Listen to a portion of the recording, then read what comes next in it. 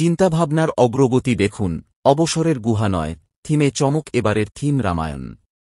তেলিপুকুর সুকান্ত স্মৃতি সংঘের দুর্গাপূজায় মহা আয়োজন। আপনারা দেখছেন এসটি নিউজ বাংলা।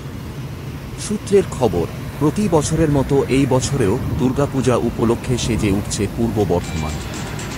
শহরের ঐতিহ্যবাহী প্রাচীন পুজোগুলির পাশাপাশি থিমের চমক নিয়ে প্রস্তুত হচ্ছে সর্বজনীন পূজা কমিটিগুলি। এই আবহে বর্ধমানের অন্যতম সেরা আকর্ষণ তেলিপুকুর সুকান্ত স্মৃতি সংঘের পূজা নিয়ে দেখা দিয়েছে চাঞ্চল্যকর তথ্য।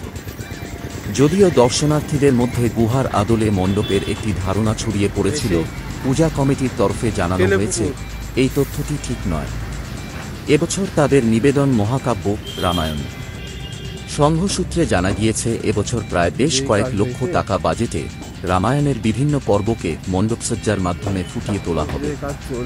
দর্শনার্থীরা মণ্ডপে প্রবেশ করে রামায়ণের স্বর্ণযুগের শিল্পকলার সাক্ষী থাকবেন। ইতিমধ্যেই রথযাত্রার দিন খুঁটি পূজার মাধ্যমে এই বিশাল কর্মযজ্ঞের সূচনা হয়েছে।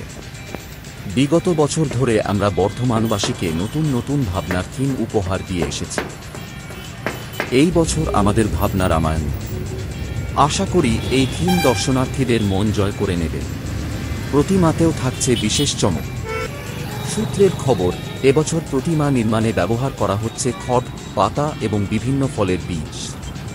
এই প্রাকৃতিক উপাদানগুলির ব্যবহারে প্রতিমার সাবেকিয়ানার সাথে এক শৈল্পিক ছোঁয়া মিলবে বলে আশা করছেন উদ্যোক্তারা।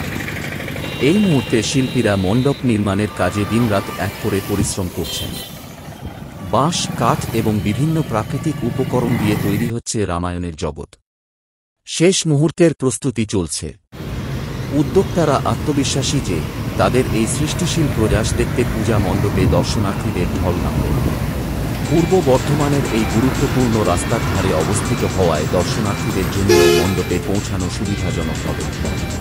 শহরের বাতাসে এখন থেকেই ছড়িয়ে পড়েছে উৎসবের গন্ধ, আর তেলিপুকুর সুকান্ত স্মৃতি সংঘের এই বিশাল আয়োজন সেই উৎসবের মাত্রাকে এক নতুন শিখরে পৌঁছে দেবে বলে আশা করা যায়।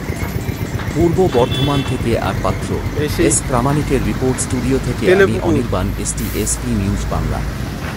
সবার খবর সবার আগে।